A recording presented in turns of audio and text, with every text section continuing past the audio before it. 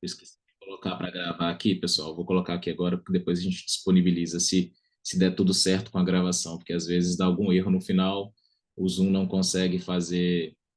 ah, depois que fica gravado, ele precisa fazer um processo e às vezes não completa 100% e não salva, mas a gente vai tentar assim mesmo. Bom, seguindo então, vou voltar aqui. Como eu falei para vocês, anualmente a gente tem uma reunião pedagógica na França, no qual os professores, os representantes de cada país onde a gente tem a formação, se reúnem na França com os diretores para discutir essas melhoras, essas melhorias que eu citei para vocês. O que retirar do curso, o que acrescentar no curso, e isso nos últimos anos a gente fez muitas coisas e cada vez mais a gente está bem atualizado e dá um orgulho bem grande em fazer parte disso, porque a gente vê que a gente está bem no caminho certo, principalmente quando a gente vai fazer cursos de outros colegas que são referência em suas áreas, e a gente vê aqui que a gente está bem alinhadinho com a proposta que é realizada por eles também. Essa foto foi da última reunião pedagógica presencial, que foi em 2019, porque 2020, 2021 e 2022 foram online, e esse ano voltou a ser presencial novamente. Eu tive lá em março agora para uma reunião. Então, essa é a última presencial com a presença do professor Busquet, né? Porque essa de 2023 ele já não estava mais conosco.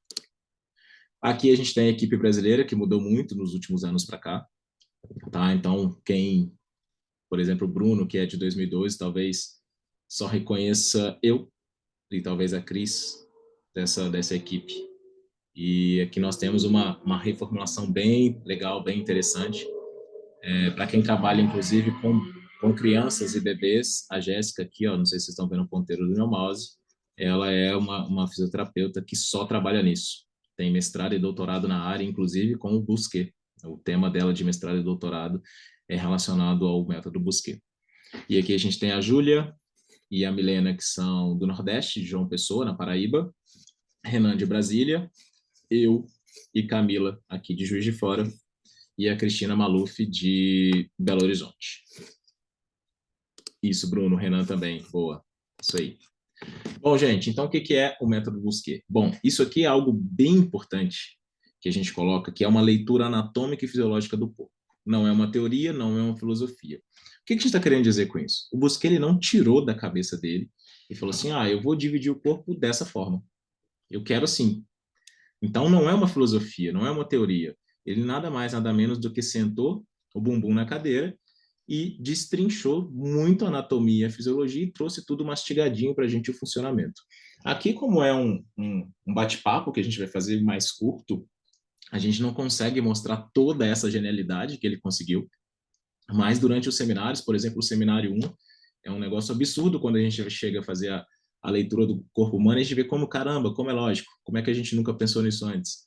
E ele trouxe isso bem explicadinho e bem orientado para a gente. Então, isso daqui, apesar de a gente estar falando do curso ter o nome dele, né, Busquet, isso é por uma proteção de direitos, na verdade, mas numa boa, assim, a gente não tem um viés de interesse, um conflito de interesse em dizer isso. E é bem interessante essa questão de não ser uma filosofia e não ser uma teoria, tá bom? Porque mostra que com isso você consegue aplicar os princípios da formação Busquet, não importa qual idade do ser humano, se é um bebê, se é uma criança, se é um adulto, não importa se você vai utilizar isso dentro de um consultório, no estúdio de um Pilates. Eu digo isso, os princípios, tá? O curso tem a sua essência em terapia manual. Hoje em dia a gente também acrescentou muitos exercícios ativos, a prescrição de exercícios ativos no trajeto das cadeias. Mas por ser uma leitura anatômica e fisiológica, por ser uma leitura anatômica e fisiológica, a gente consegue aplicar esses princípios de anatomia e fisiologia em qualquer que seja o corpo, a idade desse corpo, se é um atleta, se é um sedentário, se é uma mulher, se é um homem, se é um bebê, como eu disse, ou se é no estúdio de Pilates, ou se é dentro de um estúdio funcional, ou se é num consultório de terapia manual. Então, a gente consegue aplicar bastante isso aí. vocês terem uma ideia, a gente fez, há uns meses atrás, um levantamento sobre os nossos alunos, com o que eles trabalham mais. Ou seja, a formação Busquet, ela tem uma essência em terapia manual, né? A origem é. Mas a gente também fala muito sobre prescrição de exercício, etc. E a gente foi ver que 70% dos nossos alunos, eles trabalham com Pilates. Olha que interessante. Porque eles conseguem aplicar os princípios dentro de um estúdio de Pilates. Se é um profissional, então, que trabalha no Pilates e também atende consultório de terapia manual, aí que, então, vai nada de braçada pelo fato de conseguir atingir as duas coisas com um único raciocínio. Ok? Bom, seguindo. Com isso, o professor Busquet, ele pensou nas 3 leis de funcionamento do corpo, que vai ficar bem claro para a gente, que é a lei do equilíbrio, da economia e do conforto. Então, para um ser humano estar funcionando em uma homeostasia, ele precisa estar equilibrado. O equilíbrio físico, biológico, mental são fundamentais. Além disso, associado a esse equilíbrio, ele precisa adotar soluções econômicas. O que são soluções econômicas? Ele precisa, quando ele precisar de praticar uma maratona, por exemplo, um exercício extenuante, ele vai utilizar os músculos. Mas para manter simples tarefas mais estáticas, não seria interessante utilizar os músculos. É mais interessante utilizar tecidos que têm um menor gasto energético, como, por exemplo, o tecido conjuntivo. Então, isso já traz uma aplicabilidade clínica para a gente muito importante, porque a gente já vai ver que, por exemplo, o que a gente diz de o fulano tem uma má postura. Será mesmo que o fulano tem uma má postura ou ele tem a postura mais inteligente para ele naquele momento? Se eu precisar ficar sentado aqui, nesse momento aqui conversando com vocês, se eu precisar ficar contraindo os meus músculos do dorso para manter o que é dito como uma boa postura, eu estou tirando completamente o meu corpo da fisiologia dele. Porque nenhum músculo foi feito para trabalhar de forma constante. Quando ele trabalha de forma constante, ele fadiga. E dentro dessa fadiga vem a fraqueza. A gente não tem nenhum músculo no corpo trabalhando de forma constante. O diafragma contrai e relaxa. O miocárdio contrai e relaxa. Isso é da fisiologia muscular. Então, eu não preciso ficar mantendo uma contração para manter alguma postura. E até porque isso traria um gasto energético muito grande. E se eu tentar fazer isso, eu vou ficar aqui no máximo 2 minutos, e nesses 2 minutos pode ser que até que eu perca a minha concentração, porque o gasto de energia é grande, eu estou desviando o foco da minha atenção. E quando eu me der conta, às vezes eu volto para a minha postura de conforto. Quando eu me distrair da contração, eu volto para a minha postura de conforto, que é a mais adaptada para mim naquele momento. Tá? E se eu tenho um corpo que está equilibrado, físico, biológico, mentalmente, e adota soluções econômicas, aí esse corpo estará confortável. Isso seria a base de um funcionamento fisiológico, entre aspas, perfeito. Só que não é assim que os nossos pacientes chegam, né? Porque, olha só, o nosso paciente, o ser humano saudável, ele funciona dentro dessa lógica aqui, ó, dentro dessa sequência, equilibrado, econômico e confortável, tá? Ele funciona nesse sentido. Agora, o nosso paciente que está disfuncional, o ser humano que está disfuncional, ele vai inverter a lógica dele de funcionamento. Observem que aqui no ser humano saudável, a primeira coisa que ele busca é o equilíbrio, a economia, e só por último, o conforto vai ser uma consequência dos 2 primeiros. Aqui é o contrário, o ser humano disfuncional, ele vai o tempo inteiro querer conforto. É por isso que eu estava falando da questão, por exemplo, da postura. Se eu sento de determinada forma, talvez é porque aquela forma seja confortável, certo? Só no segundo momento, o meu corpo vai pensar se ele está utilizando tecidos que são econômicos ou não, para num terceiro momento ele atingir um equilíbrio. Então, a primeira coisa que o ser humano vai querer é conforto. Isso dentro de um funcionamento inadequado, tá, pessoal? Então, por isso que às vezes a gente vê uma criança sentada na cadeira e a gente vê às vezes os pais falando: menino, senta direito, você desaprendeu a sentar, e senta com a postura ereta, com a coluna ereta, e a criança senta. Passa 2, 3 minutos e ela desaba novamente em flexão, por exemplo. Tá? É porque aquela posição de flexão é confortável para ela.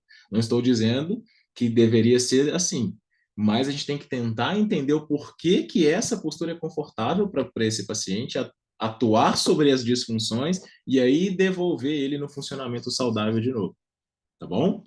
Isso faz mais sentido e é mais lógico quando a gente interpreta dessa forma, tá certo?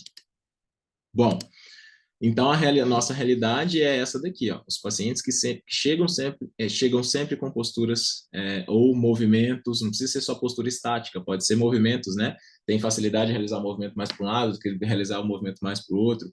É porque o corpo dele tem prioridades de conforto.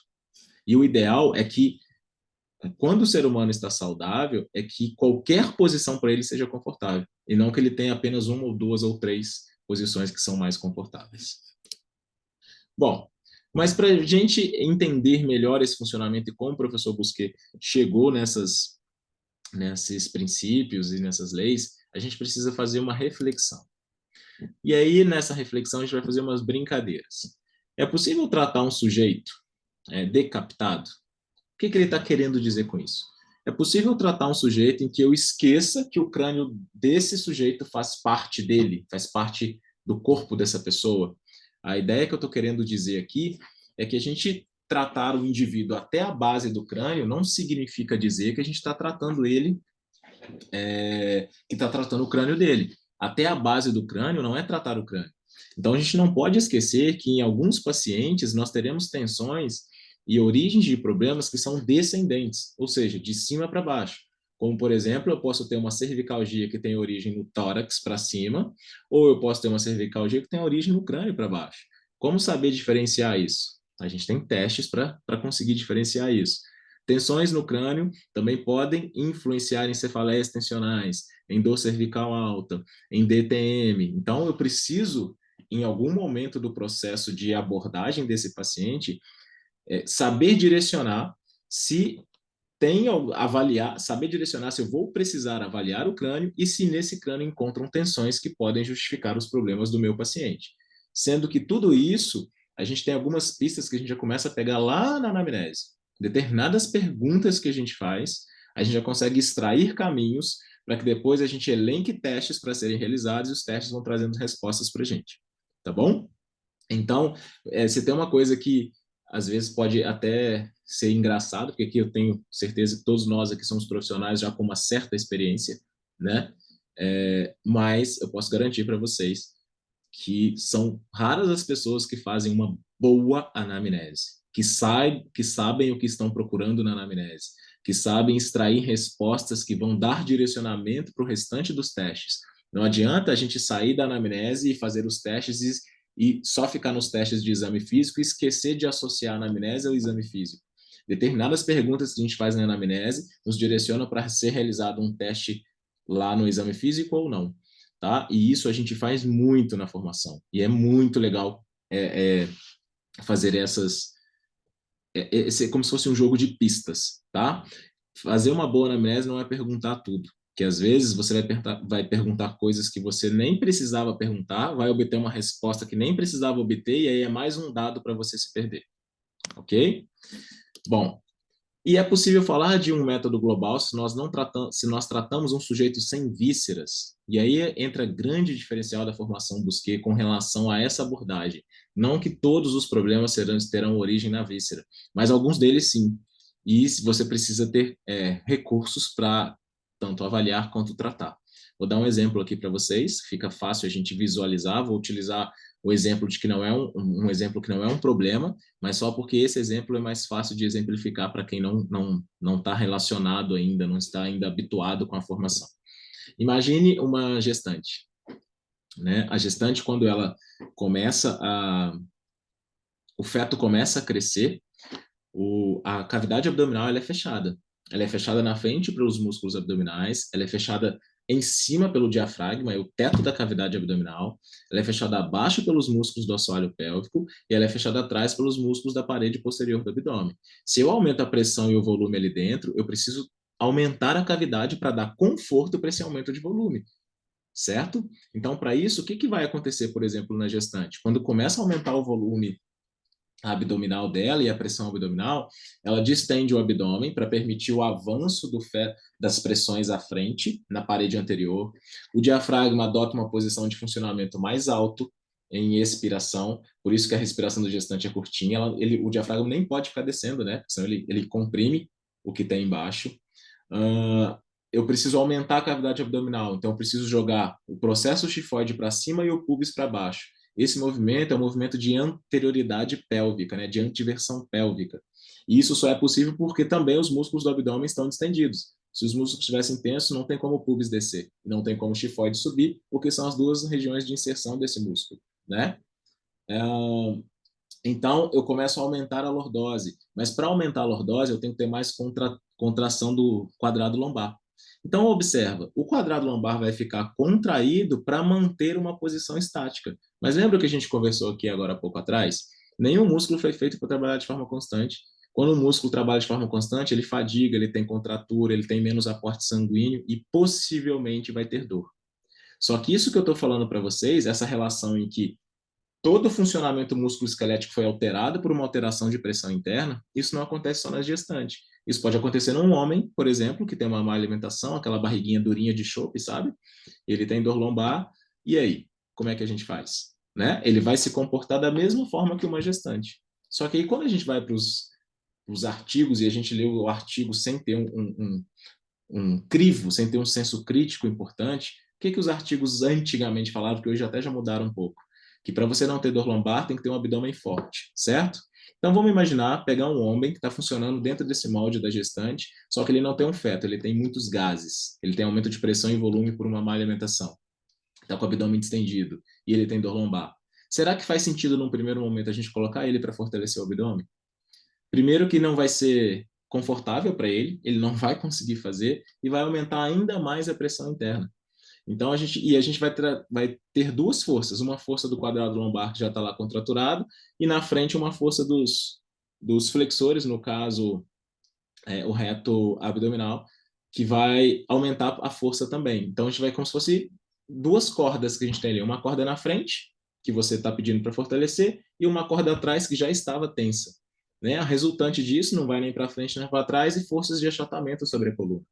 Então, quando a gente começa a ter um entendimento melhor do funcionamento do corpo, quando a gente começa a integrar os sistemas, a gente tem respostas melhores. E por último, é possível falar de uma metodologia global se nós não pudermos tratar os recém-nascidos, os bebês e as crianças com idade inferior a 8 anos. A formação, não sei se vocês sabem, mas hoje em dia a gente tem uma parte dentro do curso que fala de bebês. No ano que vem, antes de eu falar disso do ano que vem, lá na França, a Michelle Bousquet, que é a esposa do professor Bousquet, ela só atende crianças e ela tem um curso lá que é só de crianças. E a gente espera que já está quase tudo alinhado e certinho para ela vir no ano que vem. Na verdade, já tem data, na verdade, a gente vai divulgar isso em breve.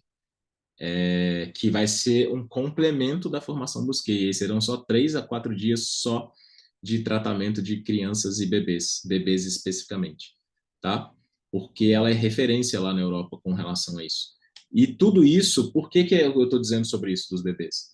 Porque ele pega a anatomia e fisiologia, e como eu disse alguns slides atrás, aplica em qualquer idade. Porque se é da anatomia e da fisiologia, você pode aplicar em qualquer ser humano, né? Só respeitando, claro, cada fase, cada idade tem o seu desenvolvimento, né? Então, deixa eu só ver aqui o chat aqui. Ah, Rafael, claro. Esse negócio de vaga, cara, vai me dar uma dor de cabeça. Enfim, vamos lá. Então, a gente consegue aplicar isso em qualquer ser humano, independente da idade. E aí, vou apresentar para vocês, então, as cadeias fisiológicas, que são 7, representadas nesses bonequinhos aqui. Vamos falar de uma a uma, né? E aí eu vou separar, são dois grupos de cadeias, as cadeias que a gente chama de dinâmicas e musculares, que são essas da esquerda, ou seja, olha só, cadeias dinâmicas. Se são dinâmicas, elas são feitas de músculos, né? Porque músculo é que dá movimento, que dá dinamismo. Então a gente vai ter a cadeia de flexão, a cadeia de extensão, a cadeia de abertura e a cadeia de fechamento. Já já a gente fala de uma a uma, tá? E a gente vai ter as cadeias estáticas. Se são estáticas, elas não podem ser feitas de músculos, porque músculo gera movimento. Se são estáticas, elas são feitas de tecido conjuntivo, que tecido conjuntivo não tem contratilidade. E aí a gente tem a cadeia estática músculo-esquelética. Aí você fala, como assim, Thiago? Você acabou de falar que a cadeia é conjuntiva e tem esse nome músculo-esquelética. É porque ela vai pegar as aponeuroses que recobrem os músculos posteriores do tronco, tá? E aí, por ela recobrir os músculos, por isso tem esse nome de músculo-esquelética. A cadeia estática neurovascular, que A parte de nervos e vasos é ricamente revestida de tecido conjuntivo. E a cadeia estática visceral, que nem precisa dizer, né? Em cada cavidade do nosso corpo, a gente tem um revestimento de tecido conjuntivo. E em todas essas cavidades, o revestimento é de folha dupla. Então, por exemplo, na cavidade abdominal, a gente tem o peritônio e seus prolongamentos, que tem folheto duplo, um folheto parietal e um folheto visceral, exatamente por isso, porque o folheto parietal se fixa na parte músculo-esquelética, na parte muscular mesmo. Daí vem a relação que a gente fala, relação contentor-conteúdo. Quando a gente vem para o tórax, a mesma coisa. A gente tem a pleura parietal, pleura visceral. Pleura parietal se fixa na parede músculo-esquelética do tórax. Vocês já viram quem trabalha com, como eu vou dizer, com respiratória, o quanto que as modificações das pressões internas do pulmão modificam a forma do tórax. O exemplo mais claro de relação contentor-conteúdo. E, ao mesmo tempo, no crânio, que a gente tem a dura mater, que na medula ela tem apenas um folheto, mas no encéfalo, numa cavidade, ela tem dois folhetos, um folheto parietal e um folheto visceral. Seguindo, as cadeias dinâmicas, então. O que o professor Bousquet colocou como obrigatoriedade para ele classificar o corpo em cadeia? Elas precisam ter continuidade da cabeça aos pés, elas têm que integrar todos os músculos e elas têm que poder gerar todos os movimentos. Bom, músculo, o objetivo final do músculo é gerar movimento. Então, como é que eu posso descrever uma cadeia se essa mesma cadeia não gera o mesmo tipo de movimento em todo o corpo? Aí é por isso que vocês vão começar a ver a diferença das cadeias descritas pelo professor Bousquet do que de outras metodologias. É aquilo que eu sempre digo, nem melhor nem pior, apenas diferente, tá bom? Então vamos lá, cadeia de flexão, para vocês me acompanharem aqui. A ideia é só visualização mesmo, tá? No seminário, no curso, a gente entra bem a fundo nisso. A gente mostra todos os músculos que fazem parte, direção de fibras, etc. e tal. Mas ela sai aqui, cadê o ponteiro do meu mouse? Aqui. Ela sai aqui ao nível da TM, desce até a região, toda a mandíbula, anterior na coluna cervical, anterior no tórax, anterior no abdômen, posterior na coxa e anterior na perna. Aí você vai falar, que coisa engraçada. Por isso que a cadeia de flexão, a gente não chama de cadeia anterior. A gente não pode chamar ela de cadeia anterior, porque na coxa ela é posterior. E por que na coxa ela é posterior, Thiago? Porque ele classifica a cadeia de flexão, tem que pegar todos os músculos que fazem o mesmo movimento, ou seja, flexão. Ok? Então, por isso que ele não descreve cadeia posterior e cadeia anterior. É cadeia de flexão e cadeia de extensão. Porque esses músculos têm que representar uma função, uma fisiologia, né? Um movimento específico a cadeia toda tem que gerar.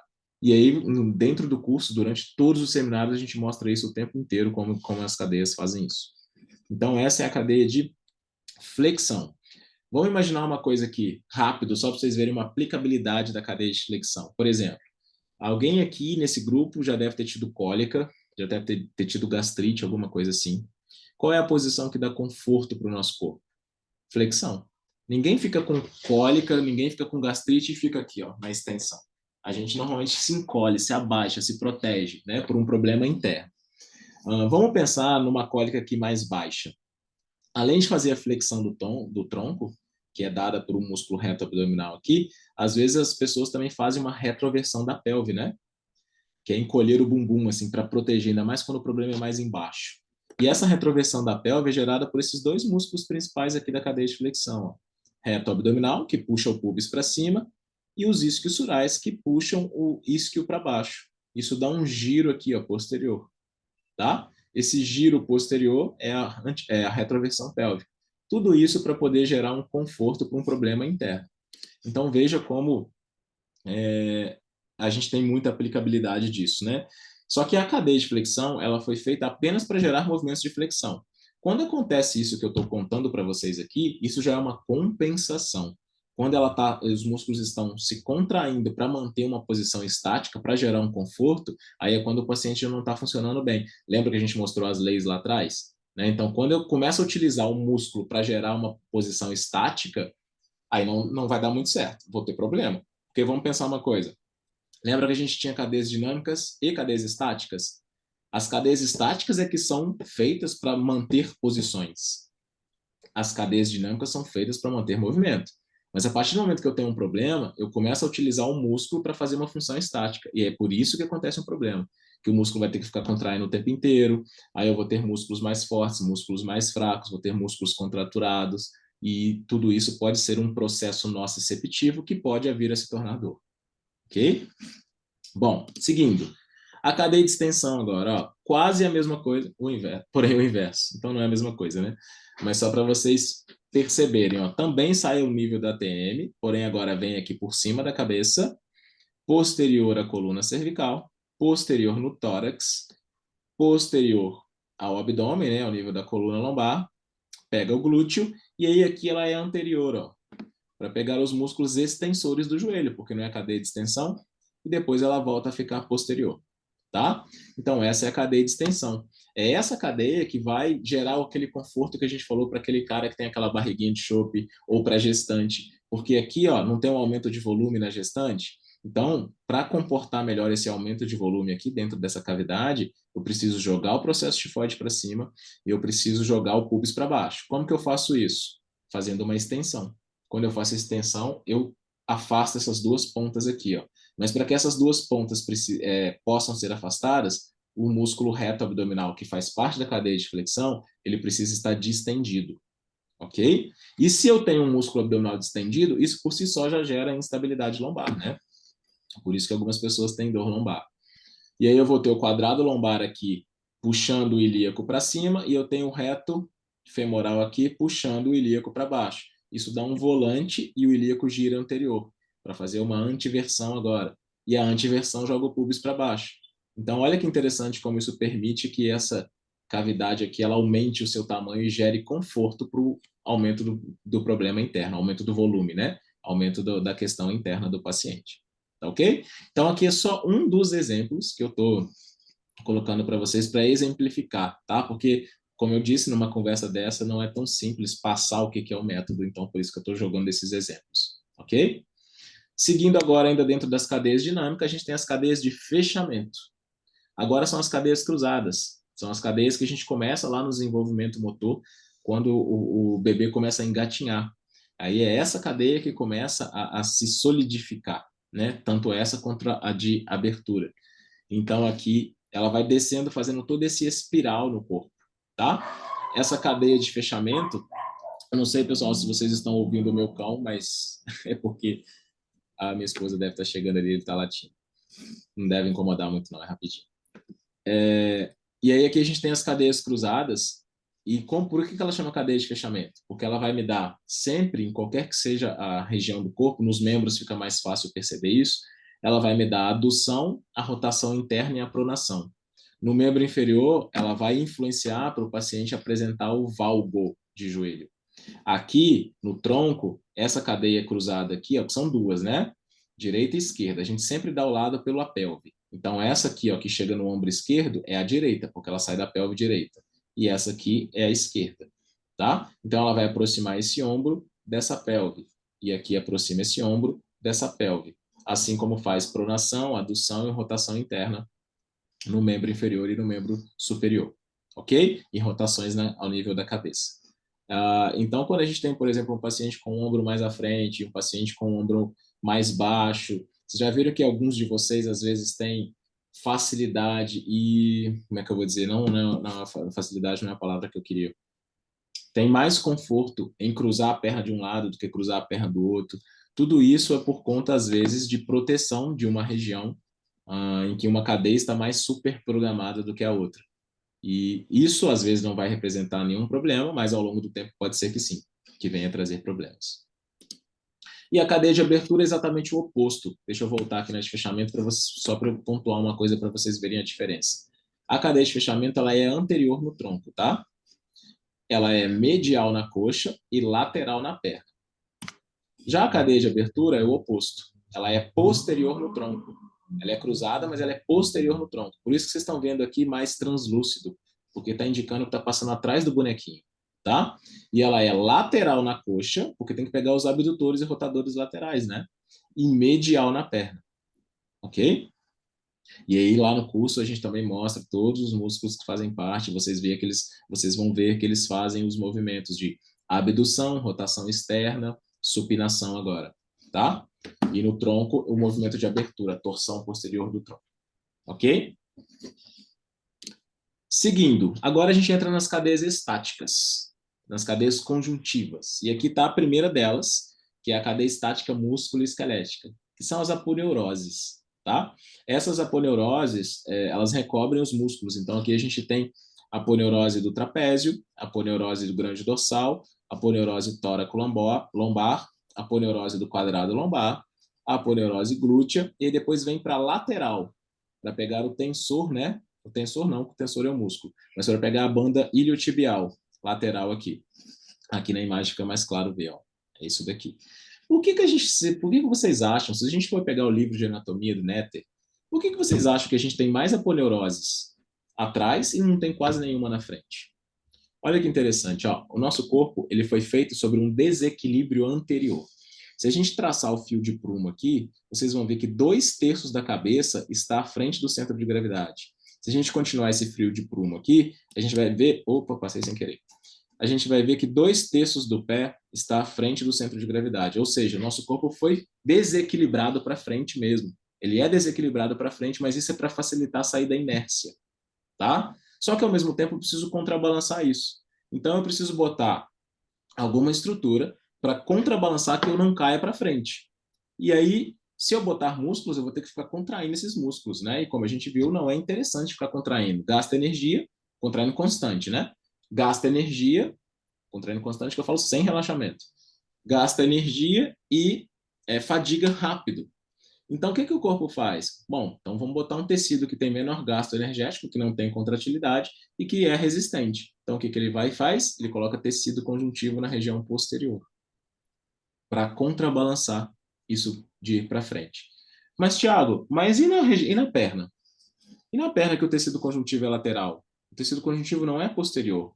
Sim, porque a gente tem um tronco, mas a gente tem 2 membros inferiores. E quando a gente fica no apoio unipodal, o nosso desequilíbrio é anterior, mas ele também é interno. Por isso que a gente tem um valgo fisiológico. Por isso que a gente tem o colo do fêmur orientado para dentro. Por isso que a gente tem a articulação subtalar orientada para frente e para dentro. Tá? Então, a gente tem um desequilíbrio em apoio unipodal, não só anterior como no tronco, mas anterior e medial.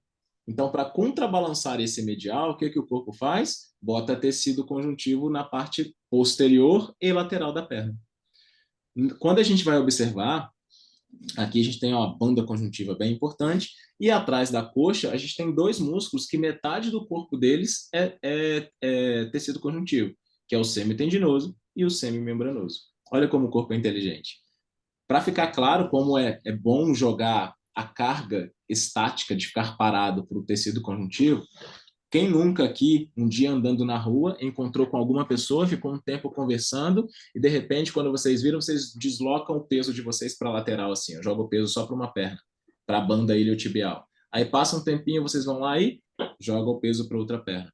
Porque é confortável, porque não tem gasto energético, você não precisa ficar mantendo a posição e contraindo nada, ok? Depois, deixa eu terminar essa explicação, depois eu vou pedir para vocês fazerem um teste, não agora, para vocês não terem que se levantar, mas depois, quando acabar, vocês façam um teste aí sozinhos na casa de vocês. Seguindo agora, a gente tem a cadeia estática no plano profundo, que é a cadeia... Caraca, já são 9h15.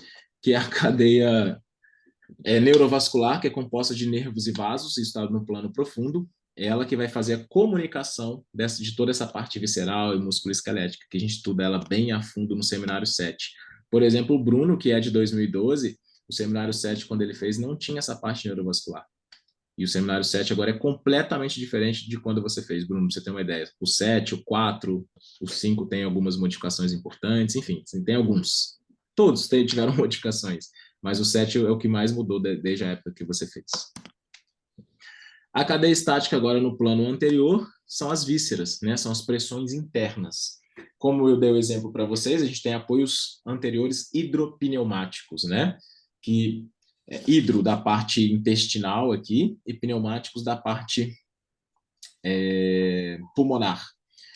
E na minha graduação, essa parte visceral foi muito pobrezinha. Eu só sabia o que era o estômago, onde ele ficava a função dele e pronto. Não relacionava ele com nenhuma outra parte do corpo, como no sentido de dor referida, no sentido de função e etc.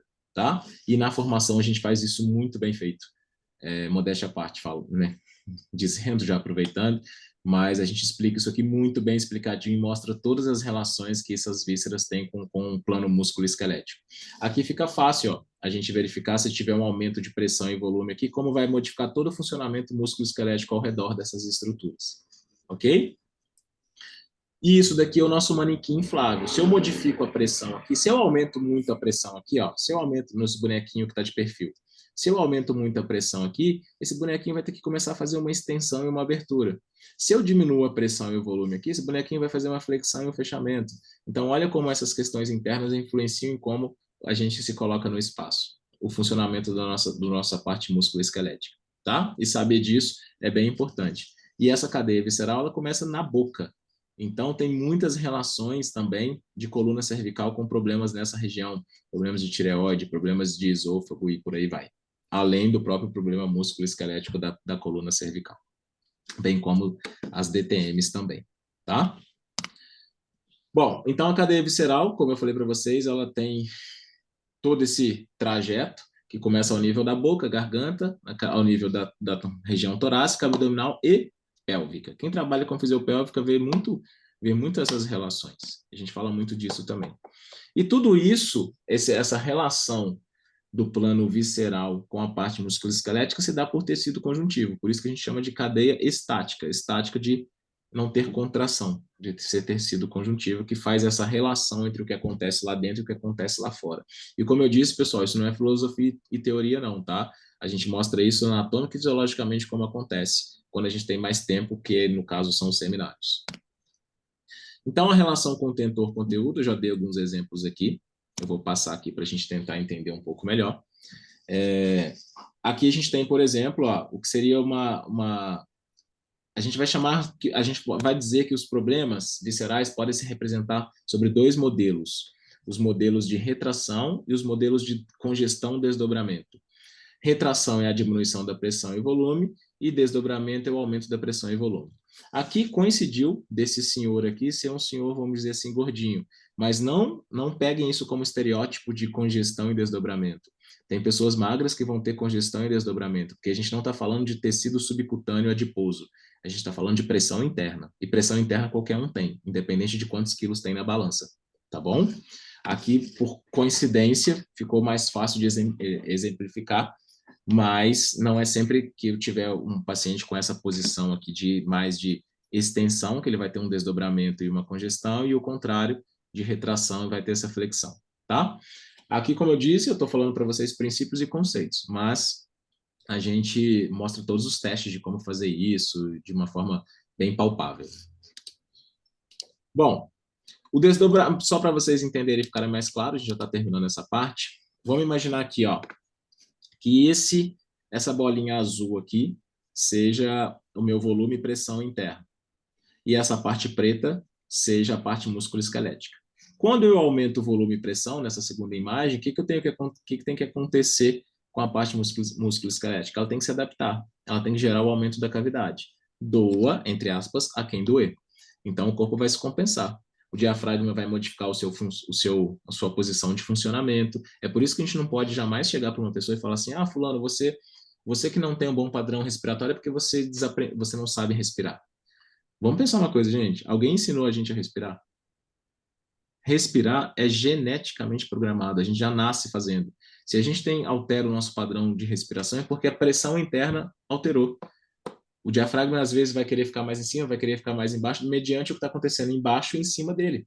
Mediante a incoordenação dos músculos abdominais, mas não porque foi desaprendeu ou não sabe, tá? Porque ninguém ensinou. Isso é geneticamente programado para fazer. Mas quando isso sai de um padrão, é porque tem alguma coisa acontecendo. Ok? E aí, aqui o contrário. Ó. Aqui agora eu tenho um volume X e por algum motivo esse volume reduziu, seja lá por uma cirurgia, seja lá por uma irritação de mucosa, uma gastrite, uma colite, alguma coisa nesse sentido. O que o volume aqui representa as vísceras, né? Por isso que está o Vzinho de volume e Vzinho de vísceras. E a parte pretinha representa músculo esquelético. Então, tinha esse volume foi reduzido, obviamente o corpo vai se apoiar para proteger aquelas estruturas. Por quê? Porque esse volume está fixado nas paredes músculo-esqueléticas. Lembra que eu falei que o peritônio tem as suas fixações parietais?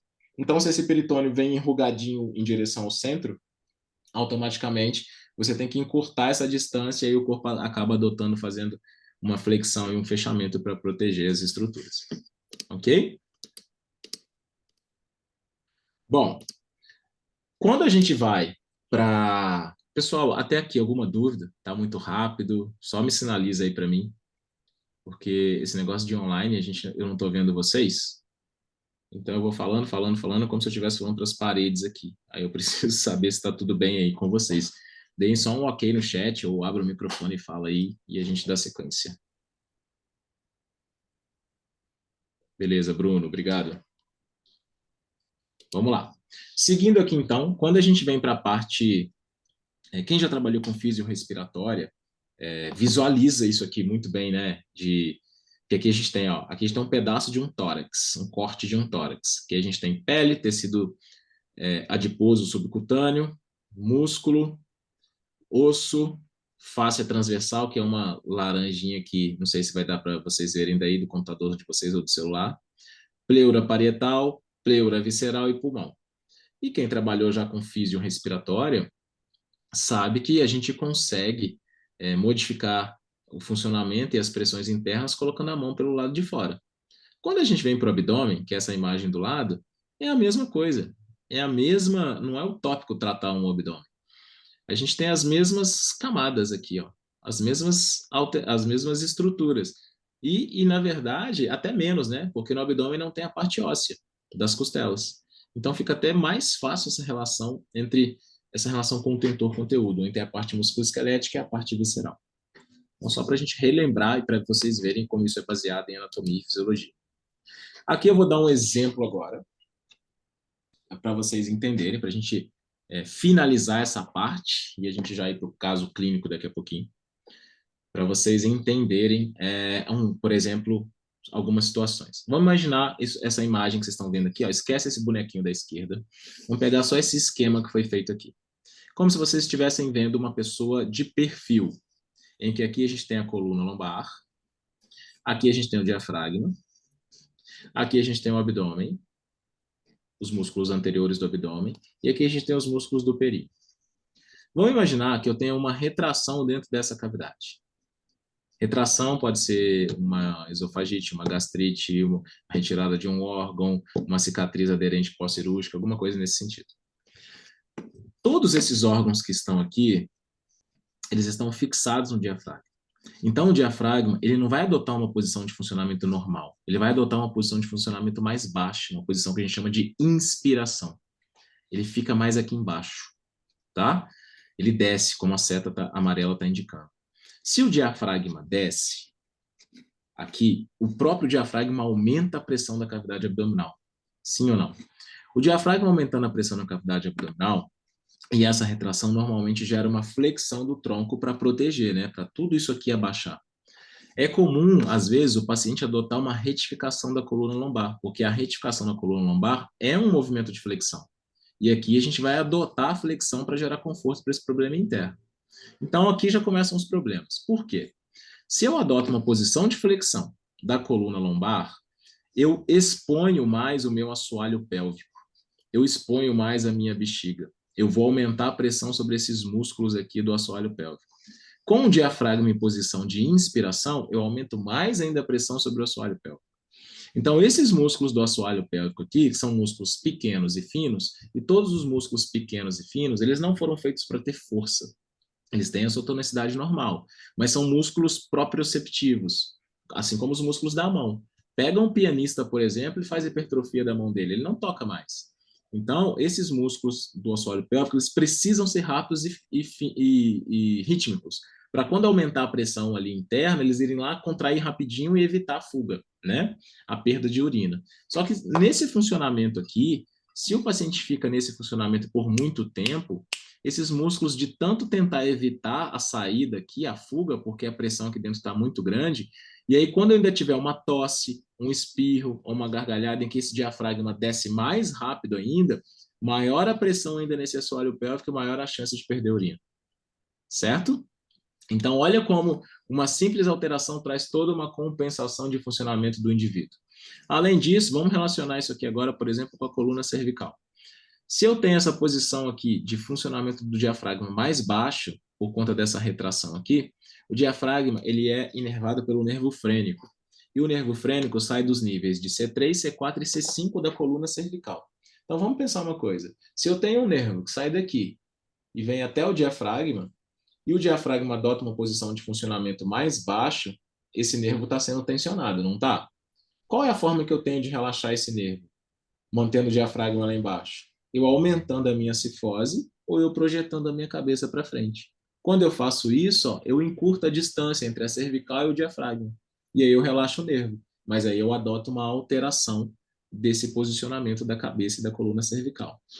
Essa alteração de funcionamento, de posicionamento da cabeça e da coluna cervical, mais à frente aqui, faz com que esses músculos aqui do tórax, do tronco, fiquem em concentricidade, fiquem em concêntrico, e os músculos posteriores aqui, ó, o trapézio, por exemplo, o esplênio da cabeça, o esplênio do pescoço, eles fiquem em excentricidade.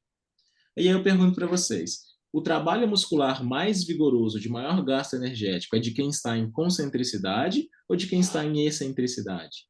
É de quem está em excentricidade. Quem está fazendo freio gasta muito mais energia. Então, o que o corpo faz?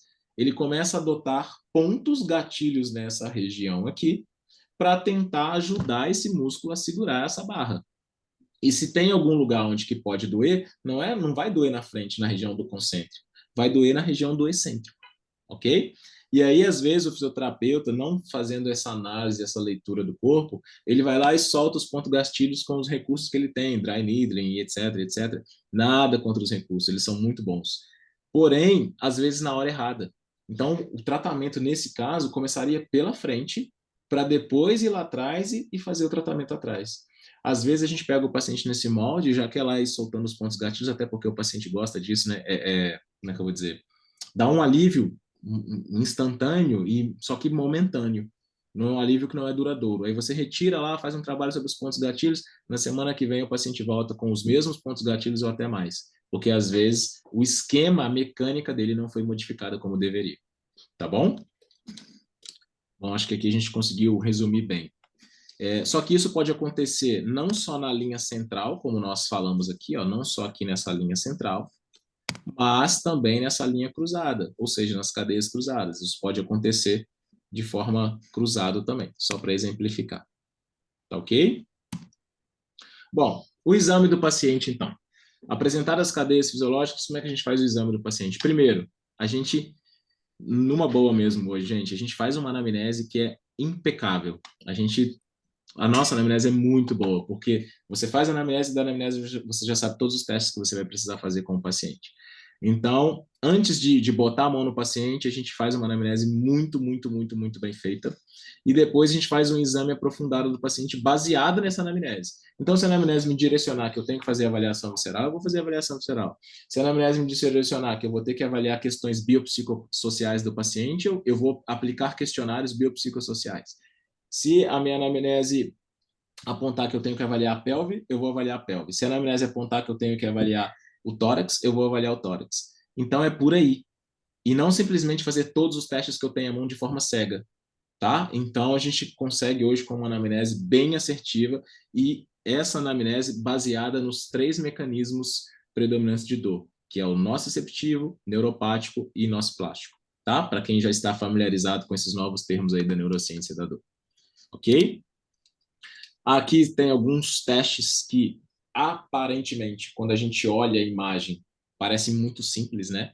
Mas esse teste aqui, por exemplo, o teste de flexão em pé, a gente consegue saber se essa cabeça está nessa posição aqui que ela não caiu por origem muscular, por origem conjuntiva, por origem vertebral ou por origem neural. No mesmo teste, a gente consegue aplicar algumas variantes dele e aí esse teste nos dá outras respostas para saber, por exemplo, por que essa cabeça aqui não está descendo. E aqui eu tô falando da cabeça, né, pessoal, sem, como é que eu vou dizer?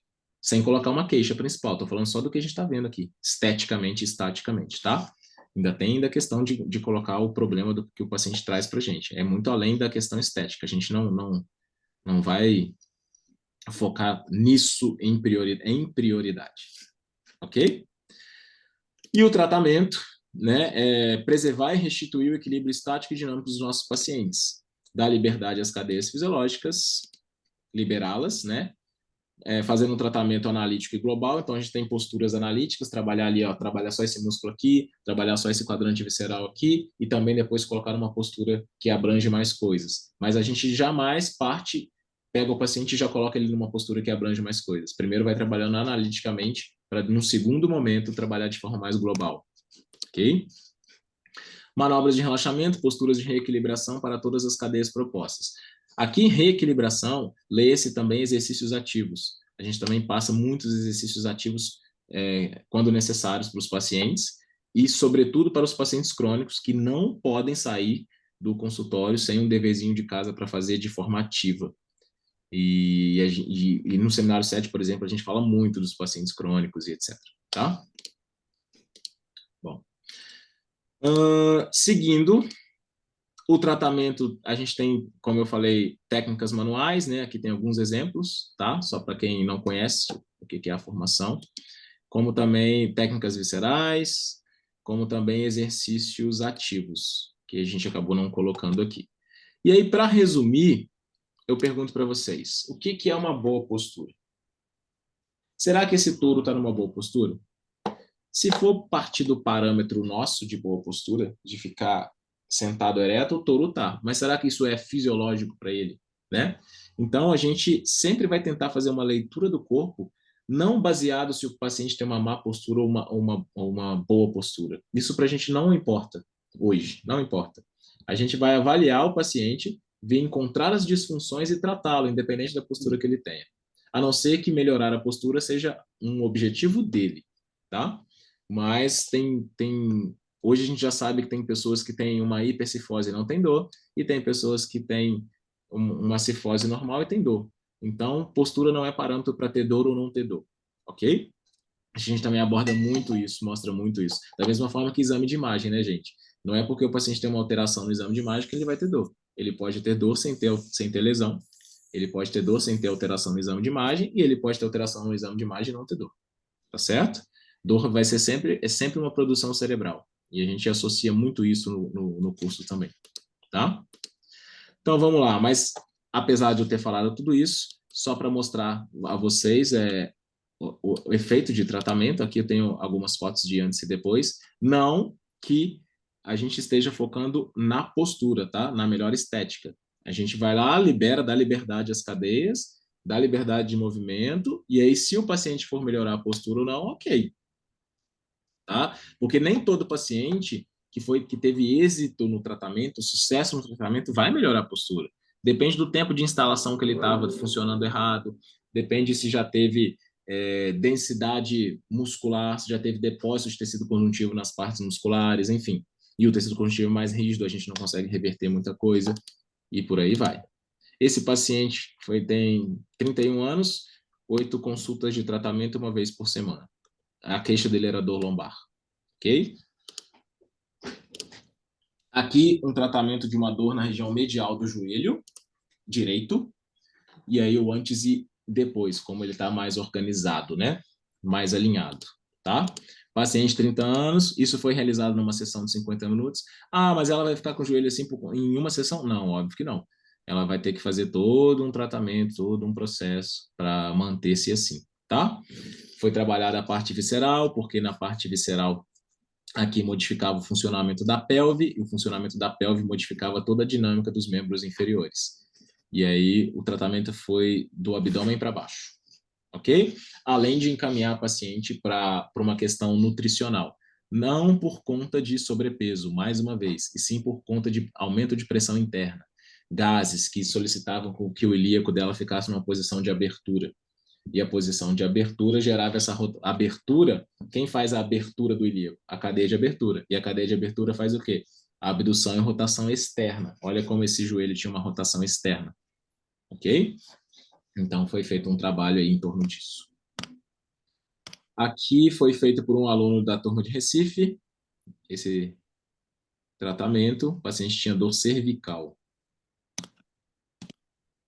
Um tratamento de escoliose. Foi feito no ambulatório de Brasília. E aí eu trouxe para a gente finalizar a nossa conversa um caso clínico que eu vou ler para vocês, tá? Paciente 10 anos, sexo feminino, queixa principal, dor no joelho direito.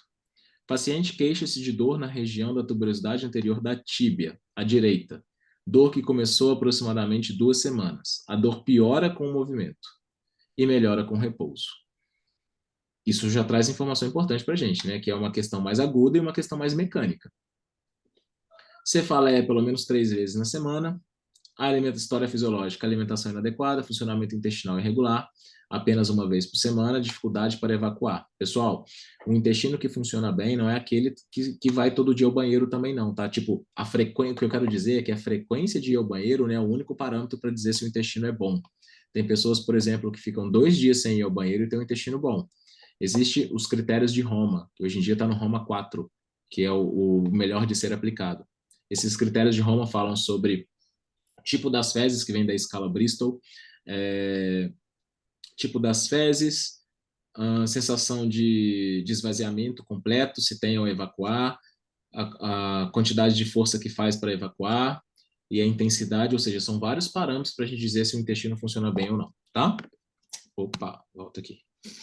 A mãe relata imunidade baixas, gripes e resfriados com frequência. No exame complementar, raio-x do joelho sem achado radiográfico, ou seja, não tinha nenhuma alteração estrutural no raio-x. Medicação nenhuma, diagnóstico médico, dor de crescimento. A dor dela era de intensidade 8. Exame físico. Na palpação, dor aguda, palpação da tuberosidade anterior da tíbia, bilateralmente, apesar de reclamar dor espontânea só no direito. Demais estruturas do joelho sem dor à palpação. Interlinha articular, nada disso tinha dor à palpação. Patela, nada disso. Teste de flexibilidade. Apresenta dor na tuberosidade anterior da tíbia na flexão máxima do joelho, ou seja, quando estressa muito o tendão patelar, ela sente dor lá na tuberosidade anterior. Teste de força. Todos os testes dentro do padrão normal. Testes dentro do padrão de normalidade para uma criança de 10 anos. Exame estático. Avaliação postural. Por que a gente coloca hipótese? Porque a avaliação postural só traz para a gente hipóteses, não confirma nada. E aqui eu vou até me permitam fazer um adendo aqui rapidamente. Vamos pensar uma coisa aqui. Se você fala para o seu paciente, um paciente que procura para vocês com dor cervical, se vocês falam com esse paciente esse seu paciente que tem dor cervical, se vocês falam com ele que ele tem dor cervical porque ele tem a cabeça anteriorizada, e isso você viu no exame estático, que ele tem a cabeça anteriorizada, como está escrito aí na tela, você já está afirmando para você e para esse paciente que você já achou a causa do problema da dor dele. Sim ou não? Se você já achou a causa do problema da dor dele, significa dizer que você não precisa procurar mais.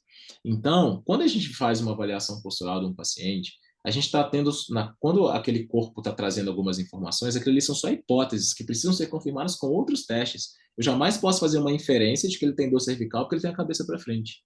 Porque tem um monte de gente que tem a cabeça para frente e não tem dor. E tem um monte de gente que tem a cabeça bem centralizada e também não tem dor. E tem dor, quer dizer. Então, essas alterações, como eu disse, a gente não pode fazer inferência direta de causalidade à dor, tá? Mas aí aqui tem algumas alterações aqui para vocês. No curso a gente mostra muito isso. No curso a gente consegue dizer quando aquela alteração que vocês estão vendo no exame estático, ela está influenciando para o paciente ter dor e quando ela não está influenciando para o paciente ter dor. Tá? Os testes mostram quando tem essa relação com a dor e quando não tem. O que a gente não pode é sempre falar que tem uma alteraçãozinha ali que está gerando dor. Não, não é assim não. Não funciona assim não. Então, tinha cabeça anteriorizada, ombros enrolados, ombro direito mais alto, hiperlordose lombar, recurvato dos joelhos bilateralmente, aumento do ângulo tibiotársio. Talvez daqui para baixo, nessa paciente, isso influencia. Ó. hiperlordose lombar, recurvato dos joelhos, porque ela tem dor durante a flexão máxima. Então, quando estira muito o tendão, ela tem o aparelho extensor do joelho mais irritado, vamos dizer assim. No exame dinâmico, a cadeia de extensão superprogramada, olha aí, ó, ao nível do tronco, na metade inferior, ou seja, na região lombar, e ao nível dos membros inferiores. A cadeia de abertura superprogramada direita, ao nível dos membros inferiores. Apresentava antiversão pélvica e um diafragma em posição mais alta. O diafragma dela estava trabalhando numa posição de expiração, ou seja, a gente pode começar a pensar que ela poderia ter um aumento de volume ao nível do abdômen, já que o diafragma não queria adotar uma posição mais baixa. Aqui a gente tem todas as anotações que eu falei anteriormente estão marcadas aqui nessa ficha. Então, essa ficha é interessante pelo seguinte: determinados pacientes, essas marcações aqui, ó, não vão influenciar em nada. E em determinados pacientes, irão influenciar. A grande questão é como que eu sei quando isso daqui influencia na dor do paciente e quando não, que é isso que a gente faz no curso lá. Passando, isso aqui ó, mostra o aumento da lordose e o aumento da distensão abdominal que a paciente tinha. Vocês vão ver foto dela já já. Aumento do ângulo tibiotársico, a cadeia de extensão superprogramada aqui, ó, uma zona de rigidez, não tem aquela flexão ali, não tem a lordose não se desfaz, tá? Essas questões são bem importantes. No exame visceral da paciente aqui, esses maisinhos aqui, ó, a gente faz uma percussão do abdômen, indicando presença de muitos gases. E aí, vamos lá. Conduta de tratamento. Orientação e encaminhamento para um nutricionista funcional infantil. Ou seja, foram identificados na avaliação da paciente que ela tinha uma alimentação muito ruim.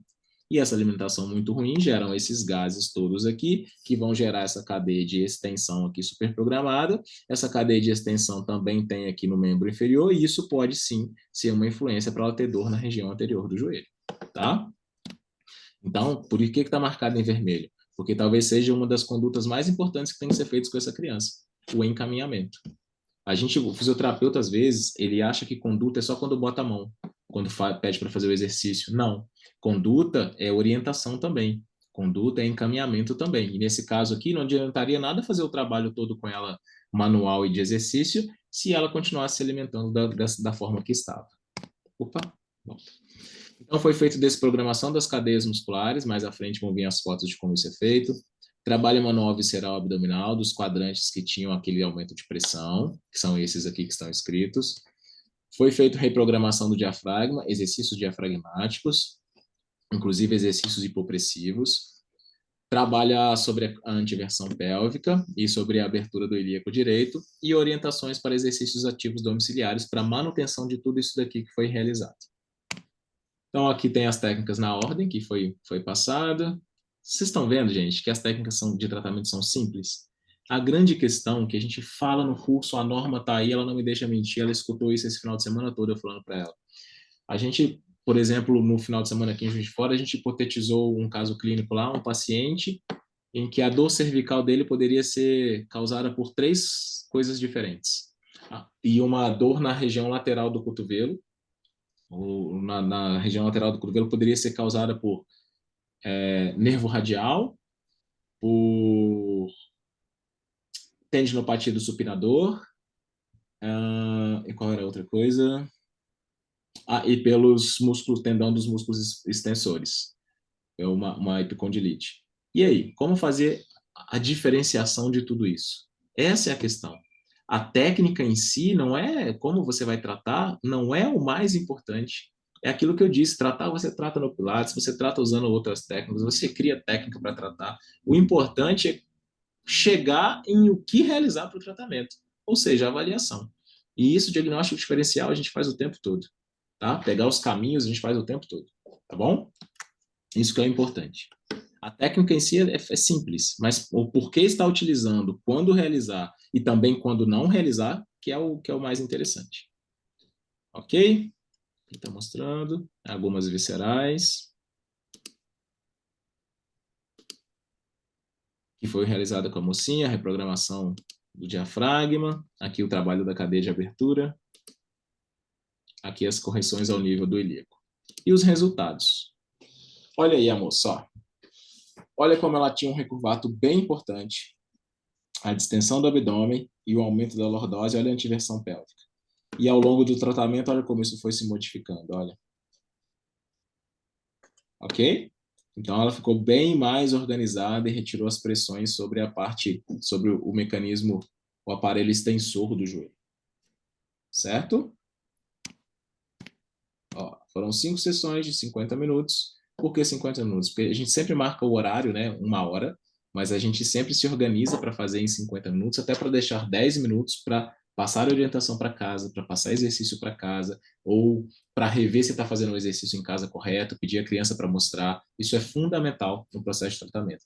Não adianta a gente achar que o paciente vai chegar no consultório, a gente vai ficar 1 hora com ele, a gente vai resolver a vida dele e ele não vai precisar fazer nada fora. Não adianta, não vai dar certo. Com paciente agudo, vez ou outra pode até dar, mas com paciente crônico, jamais. Não somos nós que vamos resolver a vida dele apenas com 1 hora no consultório, se ele não fizer nada em casa, mediante as orientações e condutas. Ok? E aqui mostra, né, a cadeia de extensão, aqui o que eu tinha mostrado lá atrás. Lembra o trajeto dela, que era posterior no tronco, depois vinha anterior na perna?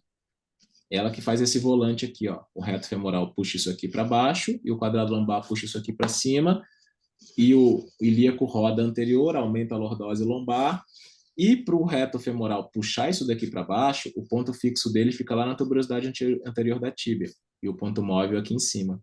E o ponto fixo lá na tuberosidade anterior da tíbia é lá que vai doer, e era por isso que a menina tinha dor lá. Tudo bem, gente? Alguma dúvida? Sim ou não? Coloca aí para mim sim ou não.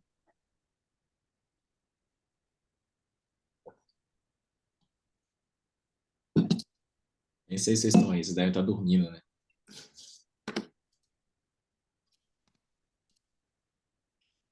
Obrigado, Marta. Então, nós, com esse caso clínico, nós chegamos ao final da nossa conversa de hoje aí. E basicamente ficou quase todo mundo do início ao fim. Beleza? Pessoal, queria agradecer aí a presença de vocês, espero que tenha sido claro. Eu deixo aqui os meus contatos, né? Caso vocês tenham alguma dúvida, pode me chamar lá no meu Instagram, que está aqui. Aqui é o e-mail da formação. Esse aqui é o meu telefone pessoal. Pode me mandar o WhatsApp. Se mandar e eu demorar a responder, manda de novo, porque é muita mensagem num dia só, seja de aluno, seja de paciente. Então não vou me sentir cobrado, pode mandar, tá? O Instagram da formação acabei não colocando aqui, mas é Método Busquet Brasil, para quem ainda não faz parte. Acredito que todos vocês já fazem parte, se vocês estão aqui, né? Não deixem de nos acompanhar. A gente vai começar a colocar muita coisa no grupo, vamos começar a fazer lives com mais frequência. Para quem ainda não é aluno da formação, eu convido vocês a fazer. Tenho certeza que vai valer cada centavo do investimento de vocês. A formação é muito boa. Quem está aí já fez e quem está fazendo sabe disso, principalmente agora bastante atualizado. Não manda 3 da manhã. Mensagem, né, Rafael? Isso aí é piada interna. Deixa eu falar uma coisa, gente. Marta, a gente vai iniciar uma turma em Recife no dia 29 de setembro. Depois me chama lá por esses contatos aí, ou no Instagram da formação, manda um direct lá, ou manda direto para mim mesmo, que eu te passo as datas, valores, tudo direitinho. Essa semana agora a gente inicia uma turma em Floripa. Então, se vocês conhecem alguém que tem interesse, que gostariam de fazer, pede para entrar em contato com a gente. A gente vai iniciar em Recife no último final de semana de setembro, e no mesmo final de semana, no último final de semana de setembro, também inicia uma turma em São Paulo. Eu sugiro a vocês, numa boa, que se puderem aproveitar, aproveitem, porque a gente não faz reajuste no curso desde 2018. E a partir do ano que vem vai aumentar e vai aumentar bastante, porque tudo aumentou. Aumentou o que a gente precisa pagar aos professores, aumentou passagens aéreas, aumentaram as locações nos hotéis, e o nosso valor é o mesmo desde 2018. Então, a gente vai aumentar. E uma outra coisa, por mais que a gente tente uma nova turma numa outra cidade o ano que vem, mas pode ser que não atinja o número mínimo de inscritos. Por mais que a gente tente, se não atingir o número mínimo, a turma não existe, então ela não vai acontecer. Então, se puderem, quiserem aproveitarem primeiro esse valor sem reajuste desse ano e que as turmas já estão confirmadas, eu sugiro que façam, tá bom? Carla, deixa eu ver aqui. Foi baseado na osteopatia, mas utiliza os trouxas, não sei bem se escreve assim também. Certo. Não, Carla, a gente não utiliza trustes, não tem as técnicas de AVBA, né? Não, na formação não tem. Tem muitas técnicas de mobilização articular, movimentos rítmicos, mas os movimentos de alta velocidade e baixa amplitude não tem dentro da formação Busquet, tá bom? Hoje em dia, a gente tem muitos artigos já que mostram que não há diferença de efeito entre as mobilizações rítmicas e entre os thrusts, tá? O efeito que causa no paciente é o mesmo. Eu te falo isso porque eu também sou osteopata e então também, vamos dizer assim, sei aplicar o trust, mas raramente utilizo. E que deixe claro aqui, não é porque eu não utilizo que não serve, não funciona. Pelo contrário, é um excelente recurso. Em alguns casos, então, muito bem aplicado, tá? E é isso. Tá bom, pessoal? Qualquer outra dúvida que tiver e quiserem colocar, fiquem à vontade, antes que eu encerre aqui. Foi? Foi tudo? Então é isso. Um beijo para vocês, uma boa noite, um bom descanso. Já são quase 10 horas. Olha aí, ó, eu comecei 8h35, ficamos 1h30 em ponto, tá? Também espero. Boa noite, Rafael. Um grande abraço, cara. Bom encerramento lá em Recife. O Rafael já está no último seminário lá da turma atual de Recife, a turma que está em andamento. Bom encerramento lá para vocês. Eu não vou ver vocês nesse seminário, o Renan que vai finalizar lá. Saudades de vocês. Quem sabe eu não apareço só para tomar cerveja. Norma, você eu verei muito ainda. Você está só na metade da formação. E aos demais, espero revê-los em breve. O Bruno também. Um grande abraço aí para vocês, pessoal. Uma boa noite.